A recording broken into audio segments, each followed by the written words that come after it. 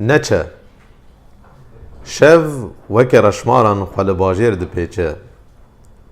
Tu biçî ji kulên qermicî pêve tiştek namîne di destara demî de bihêrim. Neçe dê bimrim, dareke rût, balindeyek baskokirî temen û te jî xem. Ji te pêve kesek nemaye xwe lê bigirim. Neçe serdemek bêyoma ku kund jî lê naxwînin dizê. Rê rêbir, kolan serserî, bajar jar, mirov hovin li vî demî. Di xeleka man û nemanê de ne em, dîwar sar, tixûb neyyar, şev yek, dijmin hezarin. Neçe tik û tenêye giryana koroyên zîz. Dilên bi ser dîwarê xemê de dihlibeşin, li bohema mey û şevê de dem digirin.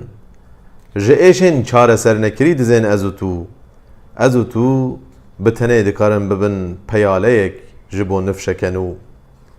Neçe divemire her tişt bi rengekê, li ezman stêrk di kortika rûyê te de bînahî.